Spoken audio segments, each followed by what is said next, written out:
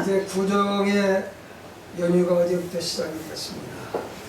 참 안타깝게도 코로나 때문에, 팬데믹 때문에 시골에 내려가서 부모, 형제 이런 가족들을 만나야 되는데 만나지 못하는 사람들이 상당히 많다고 해요.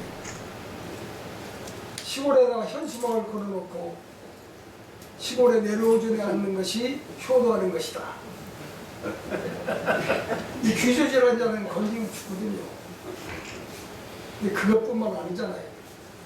경제가 상당히 어렵습니다. 그래서 가고 싶어도 못 가는 사람들이 참 많습니다. 그런데 확이나 다행스러운 것이 있어요. 물론 가정경제는 상당히 어려운데, 그런데 우리나라 경제는 흑자를 유지하고 있다는 그런 보도를 접했습니다. 그런데 말해서 지금 세계 경제는 어떻습니까? 세계 경제 매우 어렵습니다. 부자라고 하는 이유마저도 지금 경제가 얼마나 침체되어 있는지 몰라요. 그런데 우리나라 경제는 그래도 흑자잖아요. 그런데 나라의 저기는 경제는 흑자인데 개인의 경제는 어떻습니까? 개인의 경제는 이루 말할 수 없이 어렵습니다.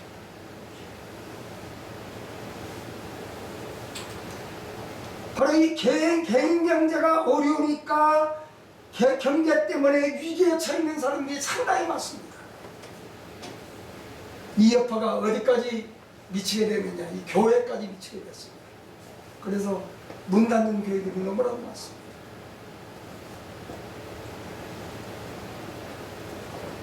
이렇게 어려운 가운데서도 저는 희망을 놓지 않습니다. 왜냐하면 바로 희망스러운 전망이 우리에게 나타나 보이기 때문입니다. 조심스럽게 하면 희망을 전망해 보고 싶습니다. 경제적인 전문가들이 말하기를 이유는 좀 어렵다는 전망을 하지만 다행스러운 것은 우리나라는 그래도 경제 하락에서 벗어나고 있는 시점에 와 있다는 겁니다. 아직 속단하기는 상당히 어렵습니다. 그 이유가 뭔지 아세요? 실업률이 높기 때문입니다. 실업률이 자꾸 높아지고 있어요. 그렇다고 해서 희망의 끈을 놓아버려야 되느냐? 절대로 그렇지 않습니다. 저는 희망의 끈을 놓지 않습니다. 경제를 예고하는 선행 지표를 보면 예전보다는 좀 못하지만은 우리나라는 좀 나은 플러스 성장이 지속될 것이라는 조심스러운 전망을 하고 있습니다. 거기에 희망의 끈을 잡고 있는 겁니다. 그러나 아직도 어려움과 시련의 터널을 통과하고 있는 것은 사실입니다. 코로나로 인해서 소상공인들이 참 어려움을 많이 겪고 있습니다. 여러분 시내 가보세요. 가게가 텅텅 닫혀 있습니다. 그래서 그런지 실업자가 참 많이 늘어나고 있습니다. 그로 인해서 찾아오는 것이 무엇이냐? 바로 이혼율입니다. OECD 국가 중에서 우리나라가 이혼율이 가장 높다는 거죠. 그런데 바로 이 이혼율이 어디서부터 시작되느냐? 많은 사람들이 실직하기 때문에 그렇다고 합니다. 실직. 소상공인들이 문을 닫았습니다. 그래서 이것으로 인하여 이혼하자고 하는 사람들이 자꾸 늘어나는 거예요. 이러한 사람들 중에서 20%가 아직은 이혼 상태에 놓이지 않냐고 별교 중에 있는 사람들 한 20%가 된다.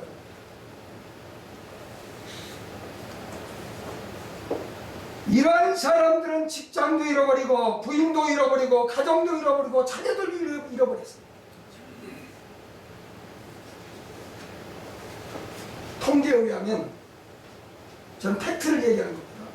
통계에 의하면 실직 가정의 소득의 30% 소득이 줄어들었고 한 달 가계 적자는 평균 100여만에서 수백만에 이르고 있다. 이렇게 경제가 어렵고 부채가 자꾸 증가되니까 나타나는 현상 한 가지가 있습니다. 그게 뭔지 아세요? 바로 약이나 주사로 살아가는 사람들이 자꾸 늘어나는 겁니다. 약을 먹지 않고서는 잠을 잘 수가 없는 거예요. 약을 먹지 않고서는 견딜 수가 없는 거예요. 네, 자꾸 힘듭니까? 나라 경제가 어렵다 보니까 가정 경제도 어렵고, 가정 경제가 어렵다 보니까 만사가 짜증나고 우울하고 화만 나는 것이 우리의 현실입니다. 이러한 상황에 놓이게 되니 어떻게 돼요? 부부싸움이 자주 일어나게 되고, 부부싸움이 가열되다 보니까 결과는 가정 파탄과 자녀들의 탈선으로 이어진다는 겁니다. 이렇게 힘들고 어려운 때일수록 이 고비를 넘기는 지혜가 우리에게 필요하다라는 생각을 합니다.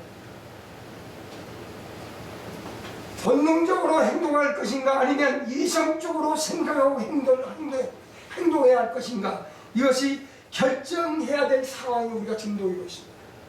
어떻게 행동해야 할 것인가, 어떻게 상황을 대처해야 할 것인가. 별따로 되라는 자포자기식의 언행이 아니라 지혜 있는 언어 생활도 행동도 필요한 것이 바로 오늘의 시점입니다. 오늘 저는 여러분과 함께 본문의 말씀을 통해서 고난의 시대를 살아가고 있는 우리에게 필요한 지혜가 무엇인가를 생각해 보면서 피차의 은혜를 나누고 합니다. 먼저 고난의 시대를 이기는 지혜가 무엇일까? 제가 이제 성경을 목회할 때는 이렇게 많이 못 읽었어요. 근데 이제 결단을 한번 했어요. 이제 내가 죽을 때까지 그래도 한 200독은 하고 죽어야 될 거예요. 200독이 그리 많지 않은 것 같은 느낌이죠. 내가 그러면 재작년에가 7독 했고, 작년에 6독 했고, 그러니까 올해도 지금 벌써 이제 거반 1독을 해가는데, 이대로 가면 아마 내가 많이는 살려고 안 해요. 한 85세. 그렇게 욕심일까요? 100세 씨라는 너무 많이 살면 자식들이 요구할 거 아니에요. 85세, 그래서 1년에 12번 읽자. 최소한. 영번 고기를 끄떡끄떡하네. 여러분부터 그렇게 될 거예요. 한 번씩 먹는다고. 읽으면서 성경을 읽으면 옛날에 못 느꼈던 점들이 자꾸 느껴져요. 오늘 이 잠언서 27장도 내가 여러 번 이렇게 읽다가 이 말씀은 참 내 마음에 와닿는다. 이 말씀이 참 좋다. 그러면 제가 메모를 해놓습니다. 메모를 해놓고 터를 닫아놓고, 왜? 또 설교를 해야 되니까. 그런데 이 고난의 시대를 이기는 지혜가 뭘까? 오늘 말씀을 보니까 우리가 말을 하는데 상처를 주는 말이 아니라 격려하면서 대화하는 것이 필요하다. 그것이 고난을 이길 수 있는 지혜다. 우리 한번 9절을 함께 읽어보실까요? 9절 시작. 기름과 향이 사람의 마음을 즐겁게 하는 친구의 충성된 부모가 이와 같이 하리라. 예, 기름과 향이 사람의 마음을 즐겁게 하나니 친구의 충성된 공부가 이와 같으니라. 아멘. 우리 목가정 여러분, 아무리 경제가 어려워 속상하고 힘들고 짜증난다고 하더라도 가족과의 대화를 단절해서는 절대로 안 됩니다. 이 가족과의 대화가 단절되는 것이 원인이에요.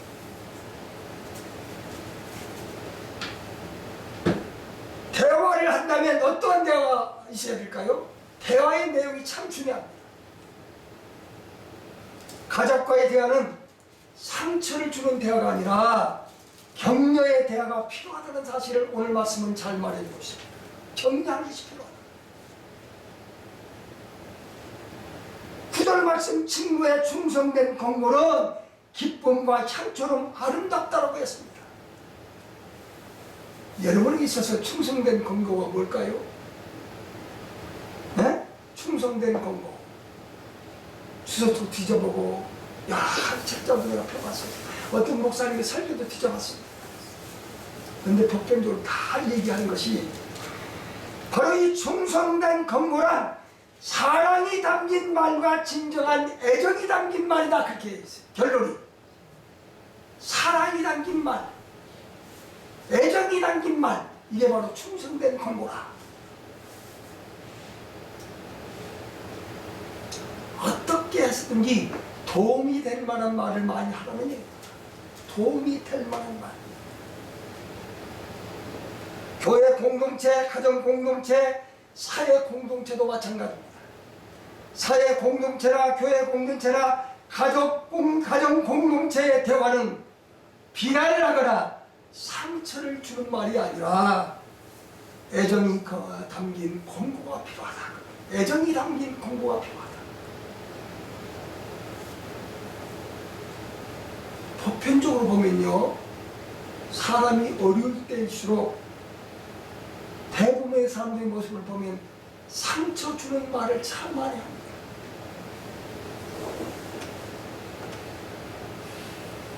저는 그렇지 않은 사람이냐? 아니에요. 저도 그런 사람, 똑같은 부류의 사람. 내가 어림을 겪으면요, 자동적으로 내 입에서 나온 말은 다른 사람에게 상처를 주는 말을 참 많이 했어요. 내가 힘들고 짜증이 나니까 내 식대로 말을 해버리는 경우가 참 많습니다. 여러분 보도를 통해서 아마 들었을 거예요. 세입자가 집주인에게 전세금을 돌려달라고 얘기를 했어요. 그러니까 집주인이 이게 전세가 나가야 돈을 돌려주는데 전세가 안 나가니까 돈이 없잖아. 그러니까 돈이 없으니까 돌려줄 수 없다고 해요. 근데 이 세입자는 자꾸 나가야 되는 거지. 왜? 다른 데 전세방을 얻었으니까. 이 돈 빼가지고 저로 가야 될 거 아니에요. 그래서 이 세입자가 방을 좀 빼달라고, 전세금을 돌려달라고 얘기했어요. 이 말도 한두 번이지. 이 세입자는 자기 입장이 난처니까 자꾸 달라고 그러는 거 아니에요. 그러니까 시달림을 당했던 주인이 어떤 말을 뱉은지 아세요? 새빵살이하는 주제에 무슨 요구가 그렇게 많아. 기다리면 기다리지. 그 말이 세입자가 감정이 팍 돌아가지고 흉기로 집주인을 찔러 죽이고 말았습니다. 여러분이 상처를 주는 말 한마디가 목숨을 잃어버린 것. 기독교 가정 사역연구소에서 설문조사를 했어요. 자녀와 부모와의 대화 가운데 가장 상처를 많이 주는 말, 그리고 가장 격려가 되는 말 무엇일까? 자녀가 가장 부모로부터 상처를 받는 말 1순위가 뭔지 아세요? 뭐라고 생각하세요? 아마 아시는데도 대답하기가 곤란하니까 말씀을 안 하는 것 같아요. 가장 자녀가 상처받는 말 한 가지가 뭐냐면, 야, 내가 제대로 하는 게 뭐가 있어? 이 말이야. 내가 제대로 하는 게 뭐가 있어? 이 말이 자녀들에게 가장 큰 상처를 받는다. 우리가 보편적으로 많이 사용하는 말 아니에요. 그죠? 무심코 자녀들에게 던지는 말이에요. 야, 네가 제대로 하는 게 뭐가 있어? 이게 자녀들에게 큰 상처가 되는 거죠. 반면에 자녀가 가장 위로를 받는 말이 무엇일까? 부모로부터. 이 세상에서 내가 가장 소중한 존재야. 그 말 한마디가 자녀가 큰 위로를 받는데요.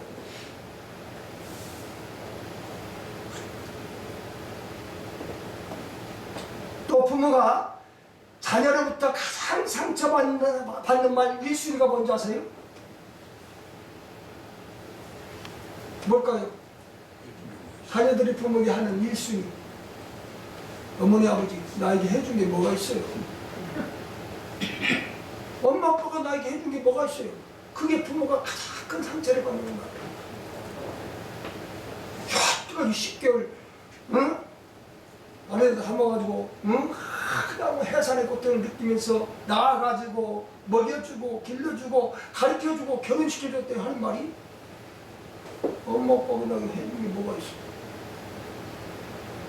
이 말 한마디가 부모에게 큰 상처가 됩니다.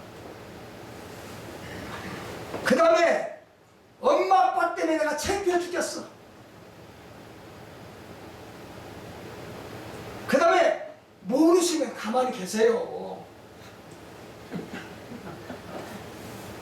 이건 부모에게 큰 상처가 되는 겁니다.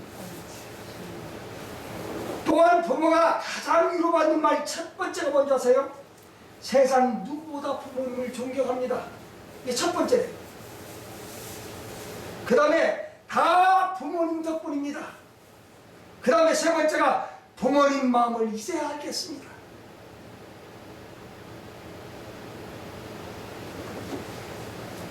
어려운 시대일수록 격려의 말이 우리에게 필요한 것입니다. 힘이 들수록 가족과의 대화가 필요한 것입니다. 어려울 때일수록 서로 격려하는 말이 필요하다고 말입니다. 이제 설날을 맞이했습니다.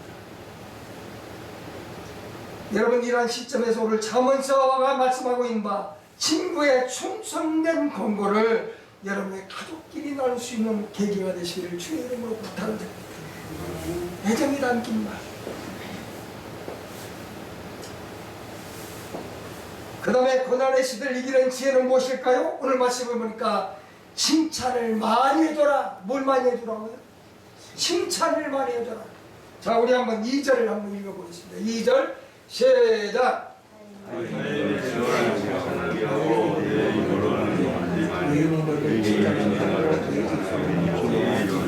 예, 타인이 너를 칭찬하여 주고요.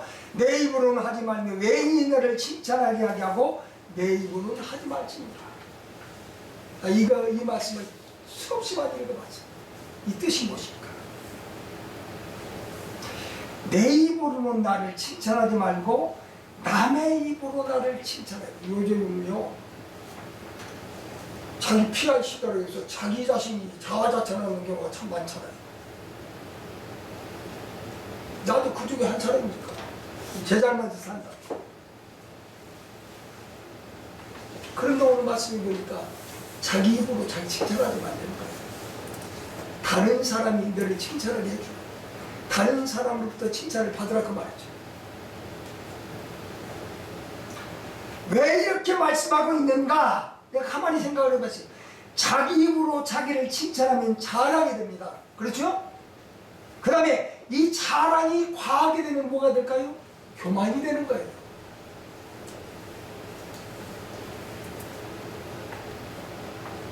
그런가 하면 내 입으로 나를 칭찬하지 말며 남의 입이 나를 칭찬하게 하는 말씀을 반대로 한번 여러분 거꾸로 딱 생각해 보세요. 그 말은 내 입으로는 남을 칭찬해 줘라 그 말이에요.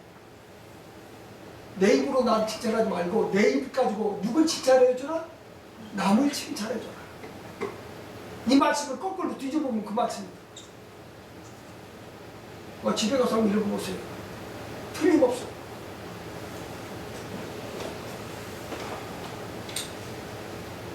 저나 여러분 모두가 다 칭찬과 위로를 많이 받아본 경험도 있고 살다 보면 비난받는 경우도 상당히 많습니다. 그런데요, 비난받으면 어떻습니까? 여러분 비난 받아보셨어요? 여기는 안 받아보신 분들만 계시는 것 같아요. 저는 비난 참 많이 받아봤어요. 비난을 딱 받으면 뭐가 나와요? 화가 나요.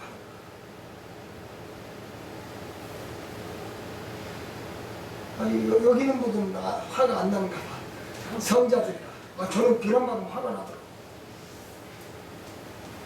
근데 이 화라는 것이 얼마나 무서운 건지 여러분 아세요? 화는 우리의 생명을 단축시키는 원인이에요. 바로 이 화라는 건 우리의 생명을 단축시키는 심각한 독성을 가지고 있어요. 제 조카가 이학 박사인데 미국의 두크 대학에 갔어요. 다른 대학 뭐 유명한 대학에서도 막 불렀는데 자기 계통의 그 연구, 생명과학을 연구하고 그 신약 개발을 연구하는 독한데 자기 분야의 연구할 학자 중에서 자기가 꼭 배워야 될 교수가 거기 있다는 거예요. 그러니까 그 학교를 가더라고요. 지금 그 아이가 이 교수 밑에서 지금 배우고 있어요.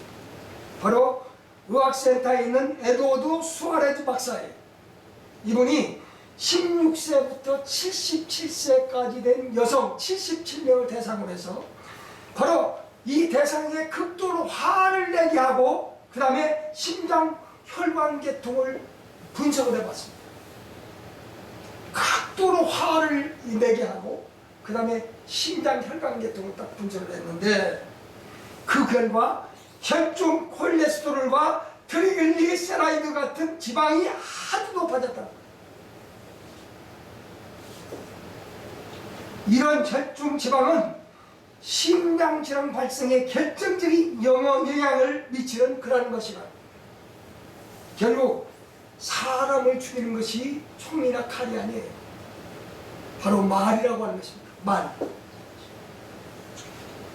상대방을 비난하다 보면 자기 감정 조절이 잘 안 되므로 화가 나게 되고 자꾸 화를 내면 콜레스테롤이 높아지고 결국은 콜레스테롤이 높아지면서 심장병을 일으켜 죽게 된다는 거예요. 그래서 이분이 또 연구를 하나 했어요. 뭘 가지고 연구했냐면 쥐를 가지고 연구를 했다는 거죠. 쥐에다가 쥐는요 감정 저기가 별로 화를 내는 그 저기가 별로 없잖아요. 그러니까 하루에 한 번씩 주사바늘 가지고 등을 콕 찔렀단 말이야. 쥐가 그냥 따끔따끔하니까 몸부림칠 거 아니야. 그 다음에 또 찌르고 한 15일 동안 찌르고 그 쥐를 해부를 딱 해봤더니 막 등에 주사바늘 찔렀는데 어디에 멍이 든지 아세요? 심장에 멍이 들어있대. 등을 찔렀는데 심장에 멍이 들어있고. 그러니까 화라고 하는 건 결국 어디다 영향을 주는 거예요? 우리의 심장에 영향을 주는 거예요. 심장에 영향을 받으면 어떻게 돼요? 죽어요.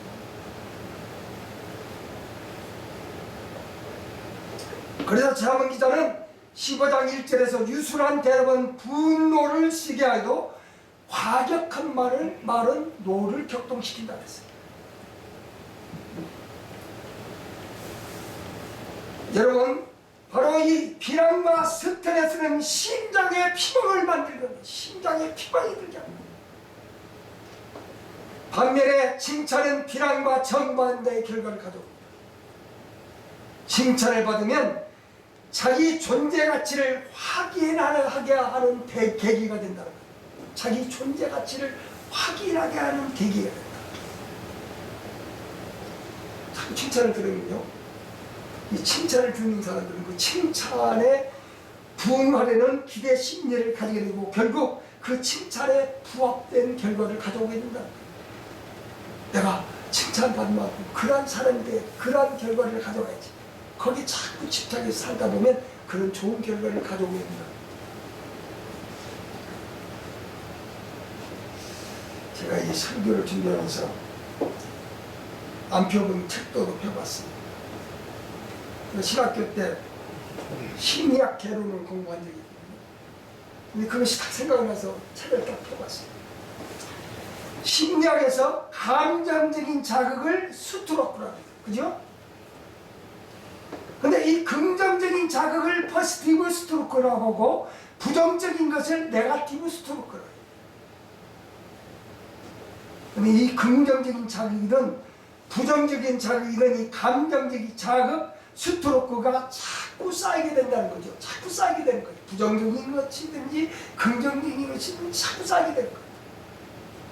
그래서 마음속에 쌓고 쌓다가 더 이상 쌓지 못하면 일시에 폭발하고 하는데 이 부정적인 스트로크가 폭발하게 되는데 그러면 무엇이 나타나느냐? 부정적인 자극이 쌓이면 부정적인 방향으로 폭발하게 되는데 그 결과 싸움이 일어나게 되고 살인이 일어나게 되고 방화도 이 폭력적인 그러한 방법으로 폭발하게 된다. 그런데 긍정적인 작용인 포지티브 스트로크는 최고의 자극이, 이 포지티브 스트로크의 최고의 자극은 바로 칭찬이라 그래서 그 책이 뭐였다.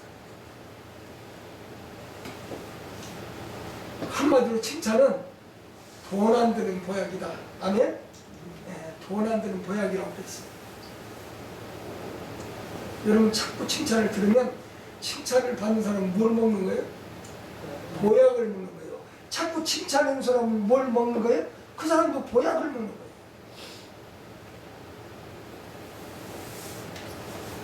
어려운 시기일수록 서로에게 칭찬의 보약을 많이 먹여주도록 노력해야 된다고 말해요. 아무리 밉다 해도 찾아보면 예쁜 구석이 있는 거예요. 저는 좀 밉죠? 그래도 나도 예쁜 구석이 있어요.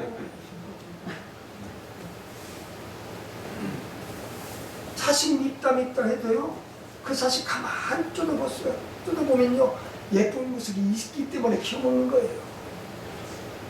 보고 사는 거예요. 그렇죠? 자꾸 미운 구석만 나타나고 예쁜 구석이 하나도 없으면 자식 볼말이 있겠어요? 만나죠.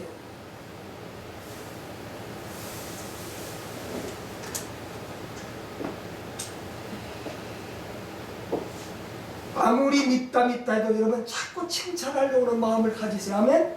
칭찬이 보약이니까. 이번 부정 또 여러분의 일상생활 가운데서 일부러 의식적으로라도 칭찬거리를 찾아서 칭찬할 수 있는 여러분 되시기를 주의 이름으로 부탁드립니다. 돈 물질 문제는 내 마음대로 안 되는 거예요. 그런데 상대방을 격려하고 칭찬하는 것은요, 내가 의지만 있으면 얼마든지 합니다. 돈 드는 거 아니잖아요. 칭찬하는 게 무슨 손해봐요? 손해보는 거 아니잖아. 어려운 시기에 칭찬의 말은 그 어려움을 이겨내는 최고의 지혜라고 하는 사실을 여러분이 꼭 잊지 않게 되기를 주의 이름으로 부탁을 드립니다. 그 다음에 고난의 시대를 이기는 지혜는 모든 것을 긍정적으로 해석해라. 긍정적으로 해석해라. 어떤 분이 테니스 치는데 우리 회원 중에 나와보고 그러더라고요. 목사님, 예수 안 믿는 분이에요. 저는요, 목사님이 내게 룰 모델이에요. 자기의 내가 룰 모델 될 적이 없는데 룰 모델이래. 그래서 뭐가 내가 당신의 룰 모델이다. 목사님은 모든 매사가 긍정적이에요. 내가 왜 긍정적인 줄 아세요? 나는 맡기는 사람이니까. 하나님도 맡겨요. 맡기고 그냥 택하면 보내요. 왜? 그분이 알아서 할 건데. 내가 아무리 몸부림쳐도 그분이 움직이지 않으면 안 되는 거예요. 난 맡겨요. 내가 우리 사람한테 늘 그 얘기해. 우리 사람 나보고 택이래. 난 걱정 않거든요. 왜? 그분이 이 땅에 나를 보내셨고 나를 택하셨으면 그분이 알아서 책임져 줄 것인데 왜 내가 걱정해요? 성경이 뭐라고 했어요? 무엇을 먹을까, 무엇을 입을까, 무엇을 마실까 염려하지 말까. 그건 어떤 사람이 염려하는 거예요? 안 믿는 사람들, 하나님을 알지 못하는 사람이 염려하는 것이다. 너희는 그의 나라와 그의 일을 보라. 그러면 이 모든 것이, 이 모든 게 뭐가 돼 있어요? 의식의 문제가 다 거기 있는 거예요. 이 모든 것을 하나님 누가? 하나님이 책임져 주신다. 아멘? 그러니까 바로 고난을 이길 수 있는 지혜가 뭐냐? 모든 것을 긍정적으로 해석해라. 자, 21절 한번 보겠습니다. 20절 시작. 도가니를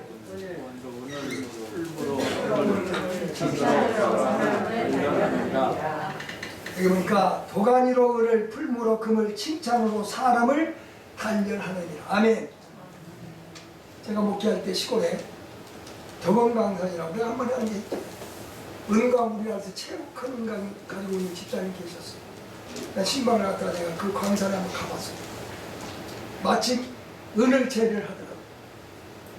은을. 근데 은을 재현하는 모습을 가만 보니까 송장통이라는 이 도가니에 불순물이 섞인 은을 집어넣고 뜨거운 열을 가하니까 은이 완전히 액체가 되고 불순물이 둥둥 떠요. 은을 밑으로 가라앉고 불순물은 다 거품처럼 막 뜨더라고요. 불순물이 걸러지니까 은은 순도 99.99%의 은이 나오는 거예요. 금도 마찬가지예요. 붉은불에 단결시켜서 순금으로 다시 태어나는 거예요. 금이나 은 혹은 쇳덩어리의 입장에서 생각해보면 자기를 지글지글 수천도 되는 온도도 끓이고 지지고 태우고 두드려주는 이 도가니가 얼마나 믿겠어요. 붉은불이 얼마나 여러분 생각해보면 왼수같이 느끼죠. 자기 얼마나 고통스러워 붉은불에 집어넣으니까. 그러나 그런 재련 과정을 거치지 않으면 결코 순수한 금이 나올 수 없고 은이 나올 수가 없는 거예요. 이 재련 과정을 거쳐야 순수한 은도 나오고 금도 나오는 거예요. 금이나 은의 입장에서 볼 때 도가니와 붉은불의 고통은 자기 자신을 비싼 보석으로 다시 태어나게 해주는 고마운 존재인 것입니다. 돌덩이에 불과했던 것들이 귀한 보배인 금이나 은이 되었으니 도가니와 붉은불을 미워할 것만이 아니라 긍정적으로 우리가 해석을 해야 된다 그 말입니다. 저는 여러분 모두가 다 그러겠지만 모두가 가난의 시절을 보낸 적이 있을 거예요. 저는 국민학교 6학년 때 비로소 우리 가정이 좀 부하게 살게 되었어요. 네, 국민학교 입학해서부터 참 어렵게 생활했어요. 옛날에 국민학교 다닐 때 몇 학년 때 도시락 쌌죠? 여러분은 국민학교를 안 다녀보시는 분 같아요. 몇 학년 때부터? 4학년 때부터. 근데 저는 너무 어렵게 살아서 4학년 때 도시락 싸면 도시락이 뭐예요? 꽁보르밥에다가 고추장이 다 했어요. 참 어렵게 살았어요.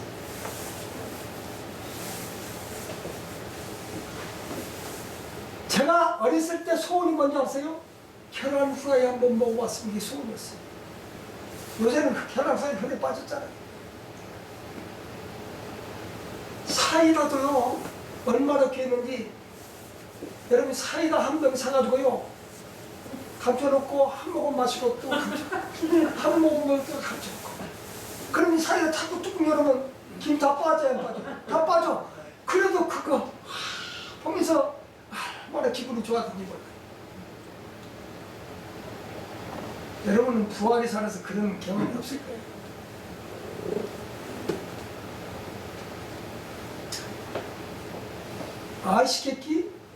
아이스케이크 먹어보셨죠? 그거 얼마나 먹고 싶은지.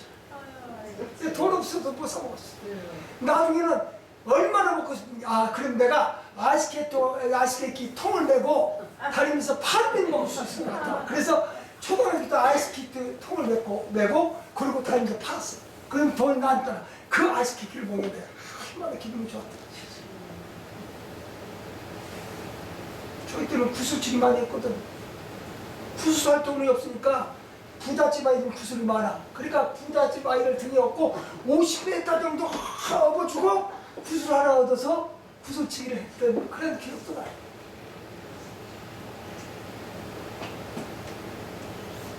그런데 지금 와서 돌이켜보니까 그때 그 시절의 생활도 긍정적인 면이 나에게 있었다. 그런 생각이 들어요.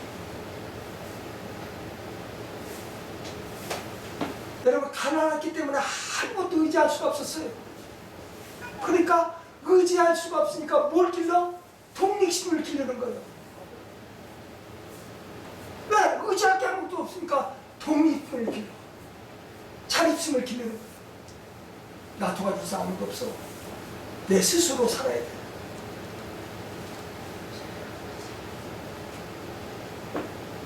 그래서 혼자 사는 법을 배웠어요. 남에게 비려가는 아픔을 알았기 때문에 검소하게 사는 법을 배웠어요. 저는 좋은 옷이 없어요. 옷 입을 형편도 못했지만 지금도 마찬가지.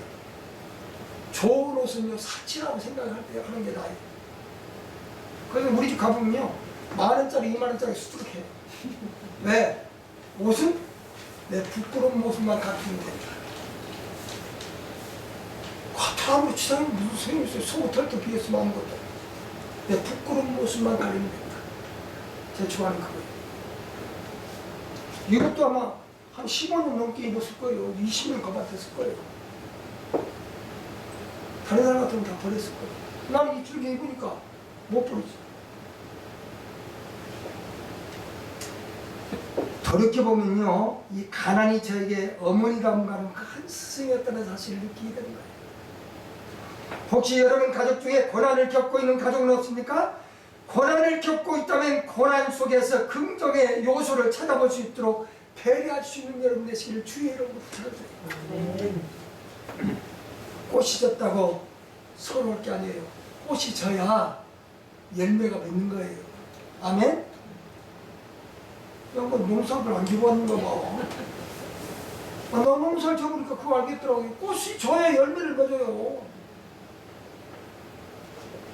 여러분, 산모가 배가 아프다고?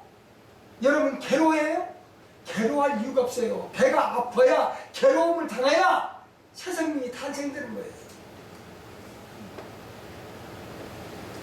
날씨가 춥다고? 걱정하지 마세요. 여러분, 매서운 겨울이 있어야 아름다운 봄이 있는 거예요. 겨울 없으면 봄이 없어요. 경제가 어려워지니까 경제가 어려워지는 것이 믿게 느껴지지만 절대로 미운 것만은 절대로 아닙니다. 어려움을 통해서 우리는 속없이 겉만 번지르르한 것에 가치 없음을 깨닫게 되게 됩니다. 어려움을 통해서 우리는 실속 없는 거품 경제의 고통이 어떤 것인가를 배우게 되는 겁니다. 어려움을 통해서 아무리 부자라도 아끼고 절약해야 하는 그러한 이유를 확실하게 배울 수 있게 됩니다. 세상은 어떻게 보느냐, 이건 참으로 중요합니다. 아무리 어려운 현실이라도 그 속에서 긍정의 요소를 발견하고 적극적으로 노력한다면 그 고난의 현실은 극복되어야 만다는 사실을 여러분 꼭 잊지 않게 되기를